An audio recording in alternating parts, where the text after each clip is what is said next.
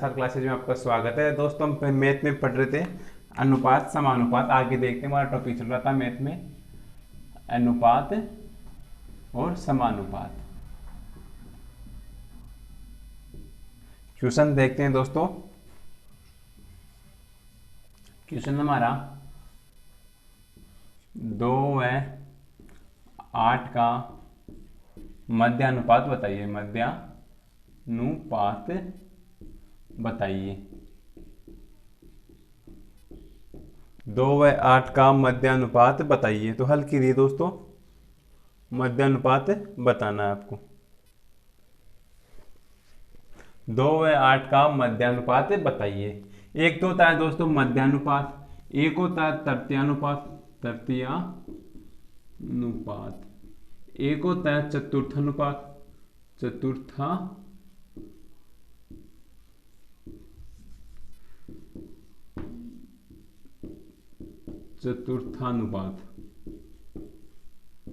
सही है दोस्तों। एक तो था मध्यानुपात, एक होता तृतीयानुपात, एक होता था चतुर्थानुपात। तो हमारे को इस क्वेश्चन में पूछा है 2 व 8 का मध्यानुपात बताइए। तो हल करिए दोस्तों, मध्यानुपात बताना इनका। तो सबसे पहले क्या करेंगे, यहाँ पे मध्यानुपात बताना है, यानी मध्य का अनुपात बताना है। तो हम यहाँ पे क्या करेंगे, मध्यानुपात का मतलब मध्य का अनुपात। जैसे यहाँ पे 2 है तो यहाँ पे 2 रखेंगे। अनुपात, मध्यानुपात पूछा है क्वेश्चन ने, तो यहाँ पे x मान लेंगे। समानुपात, यहाँ पे भी x मान लेंगे।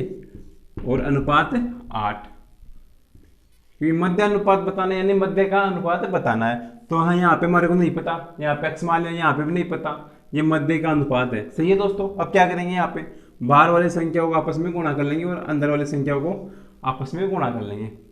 यहाँ पे करेंगे 8 दूनी 16, एक्स को एक्स के गुणाएंगे तो बराबर एक्स स्क्वायर। सही है। उसके बाद हम क्या करेंगे, यहाँ पे स्क्वायर तो यहाँ पे आके रूट लगा देंगे, यानी 16 का रूट करेंगे x। तो 16 का निकालेंगे रूट, तो 16 कितना है 4 का, तो x का मान कितना आ गया 4 आ गया। सही है, कर सकते हैं सर क्वेश्चन। तो सबसे पहले हमने क्या किया, यहाँ पे क्वेश्चन ने हमारे क्या पूछा था, मध्यानुपाती पूछा। मध्यानुपाती का मतलब होता है कि मध्य का अनुपात क्या होगा।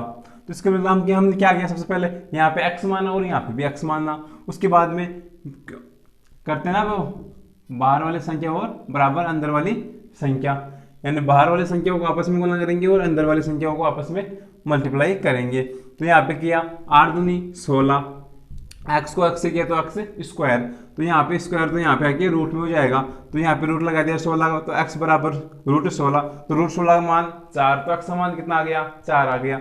सही है, ये तो मध्यानुपात। या तो आप ऐसे कर सकते हो, ऐसे नहीं करना है तो आपको पता, ऐसे नहीं करते तो आप क्या करोगे, सबसे पहले यहाँ पे 2 है, 2 गुणा यहाँ पे 8 है, 8 इसका रूट कर देंगे।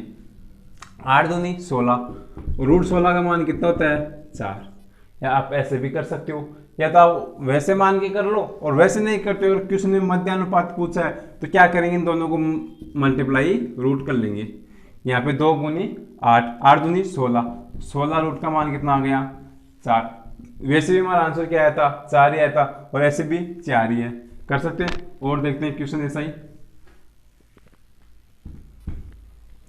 जैसे 4 व 9 का मध्यानुपात बताइए। मध्यानुपात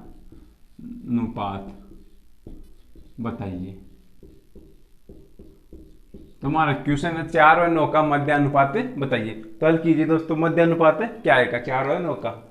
तो क्या करेंगे, सबसे पहले यहाँ पे कुछ नहीं करना है, यहाँ पे इन दोनों का आपस में मल्टीप्लाई करेंगे। 4 गुना 9 और रूट लगा देंगे। 9 चौक 36, रूट 36 का मान 6, तो हमारा आंसर क्या आ गया 6 आ गया। आपको ऐसे करने की जरूरत नहीं है कि 4 अनुपात x समानुपात x अनुपात 9, फिर इनको आपस में गुणा करोगे तो यहाँ पे तो गया एक्स स्क्वायर बराबर 4 गुणा 9, 9 चौक 36, 36 यहाँ पे रूट आया तो एक्स का मान 6 आया।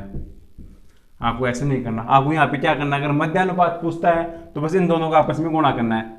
9 गुना 4 और उनको रूट करना है, यानी 36, 36 का मान 6। सही है, कर सकते हैं। एक क्वेश्चन और देखते हैं इसी क्वेश्चन का।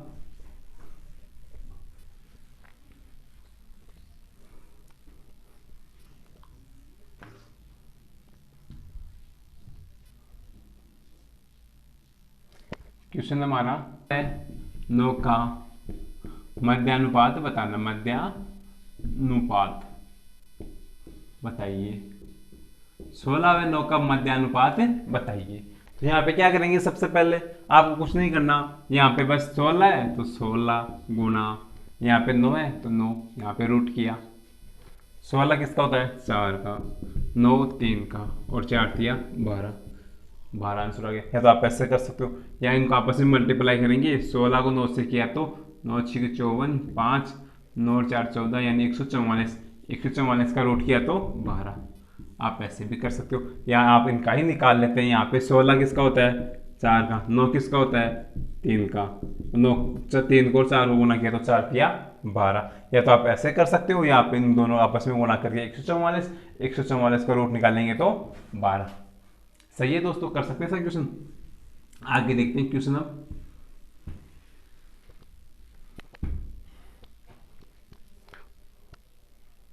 क्वेश्चन हमारा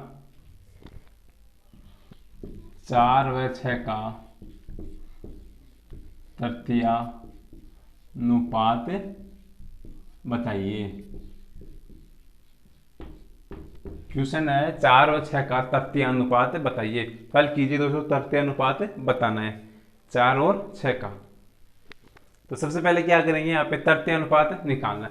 तृतीयानुपात का मतलब क्या होता है दोस्तों, यानी तीसरा अनुपात। जैसे कि यहाँ पे 4 है तो यहाँ पे 4 रखेंगे अनुपात, यहाँ पे 6 रखेंगे समानुपात।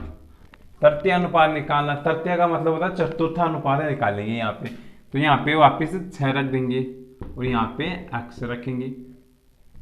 सही है। अब क्या करेंगे, अंदर वाले आपस में गुणा कर लेंगे और बाहर वाले गुणा करेंगे।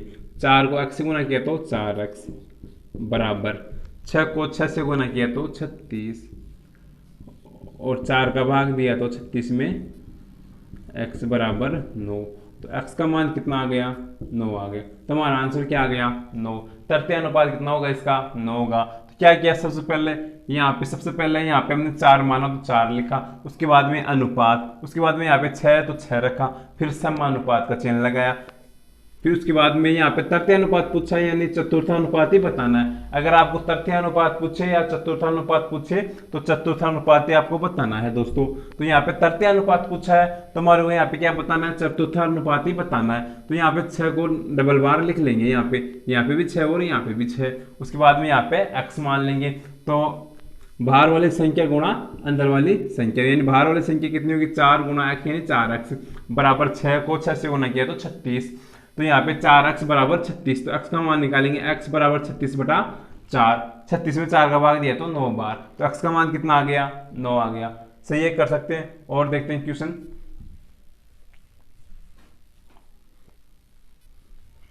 इसी क्वेश्चन में देखेंगे, और जैसे क्वेश्चन हमारा 6 गुणा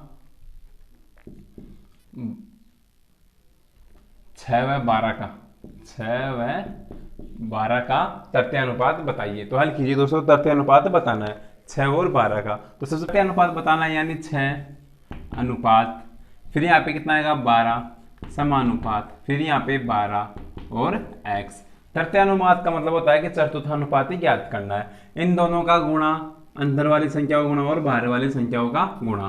तो यहाँ पे 6 को x से गुणा किया तो 6x बराबर, 12 को 12 से किया तो 144, या 12 गुणा 12। तो अब x का मान निकाल सकते हैं, यानी x बराबर 12 गुणा 12 बटा 6, 6 से काटा 2 बार, 2 को 12 से गुणा किया तो 24। तो x का मान कितना आया, 24 आया। तो हमारा आंसर क्या आ गया, 24। सही है दोस्तों, कर सकते हैं सर क्वेश्चन। और देखते हैं, अब देखते हैं चतुर्थानुपात।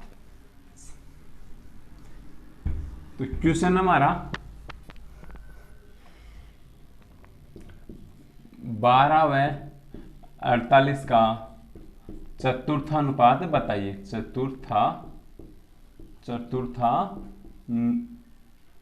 चतुर्थानुपात बताइए। हाँ तो दोस्तों 12 व 48 का चतुर्थानुपात बताना है। तो हल कीजिए दोस्तों, इसका चतुर्थानुपात निकालना है। तो क्या करेंगे, यहाँ पे चतुर्थानुपात निकालना है, तो यहाँ पे कितना है 12 अनुपात, यहाँ पे 48, और समानुपात, फिर से 48 और x, यानी चतुर्थ अनुपात यानी चौथा अनुपात निकालना है। तो मैंने कहा था कि बाहर वाली संख्या गुणा और अंदर वाली संख्या, तो बाहर वाली 12 गुणा x बराबर 48 गुणा 48।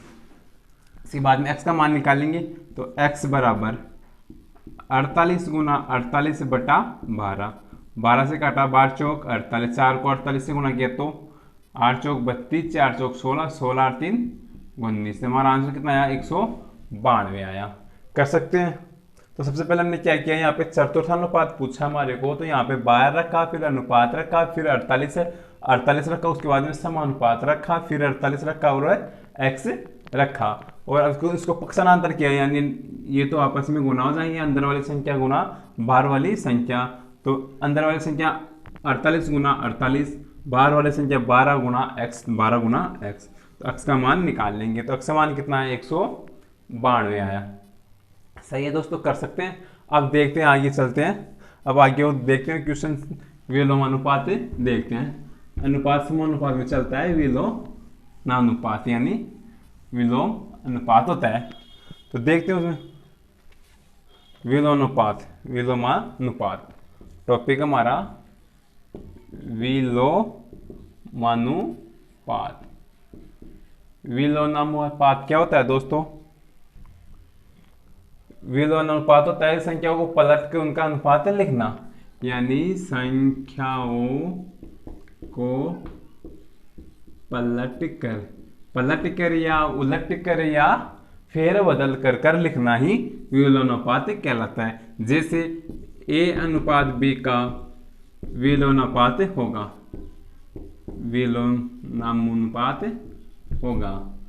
तो इनका क्या होगा, a अनुपात b है, इसको विलोमानुपात में लिखना है। तो सबसे पहले क्या करेंगे, यहाँ पे a बटा a अनुपात a बटा b, इनका एलसीएम लेंगे। एलसीएम कितना है ab, तो a से तो a गया तो बचा कौन b अनुपात, यहाँ b से b गया तो बचा कौन a, तो विलोमानुपात कितना आया b अनुपात a। ये तो था आपका बेसिक से। लेकिन अगर आपको क्वेश्चन बोले कि विलोमानुपात लिखना है तो इनका विपरीत क्रम लिखना होगा, जैसे b अनुपात a, ये इनका क्या आ गया विलोमानुपात आ गया। आपको इससे करने की कोई जरूरत नहीं है दोस्तों।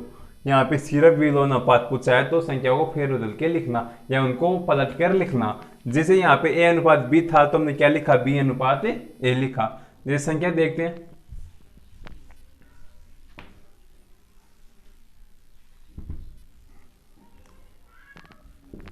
4 अनुपात 5 का विलोमानुपात होगा। बताइए दोस्तों, 4 और 5 का विलोमानुपात निकालना है। तो निकालिए दोस्तों 4 और 5 का विलोमानुपात। तो क्या करेंगे, यहाँ पे संख्याओं को पलट कर लिखेंगे, यानी 4 अनुपात 5 से तो वहां पे क्या आ जाएगा 5 अनुपात 4 आ जाएगा। ये हमारा विलोमानुपात आ गया। ये तो था दोस्तों, दो संख्याओं का आप निकाल सकते हैं। अगर आपको दे दे 3 संख्याएं दे दे तो 2 संख्याओं को तो आप निकाल सकते हैं, पलट कर लिखना। अब 3 संख्या आ जाए, इसी में आ जाए। अब बताइए 3 अनुपात 4 अनुपात 5 का विलोमानुपात होगा, तो हल कीजिए दोस्तों, कितना होगा।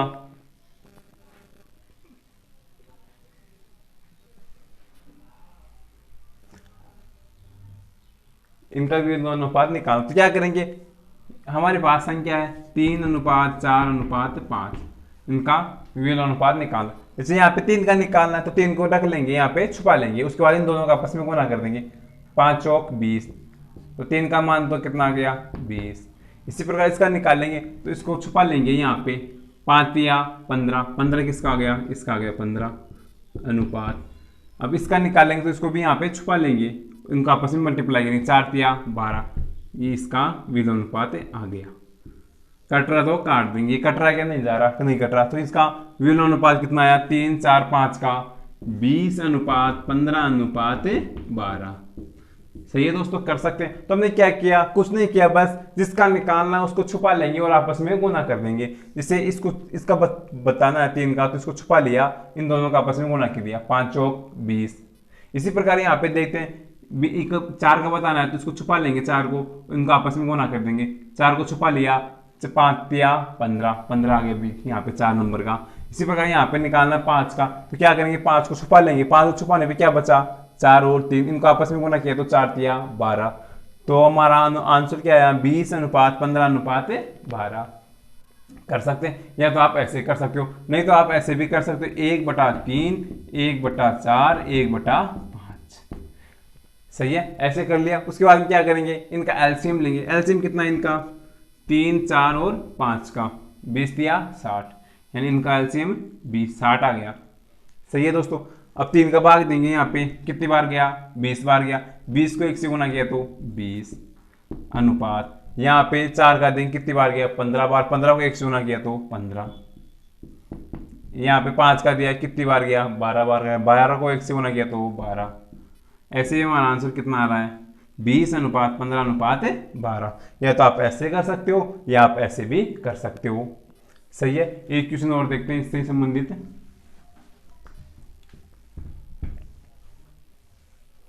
क्वेश्चन हमारा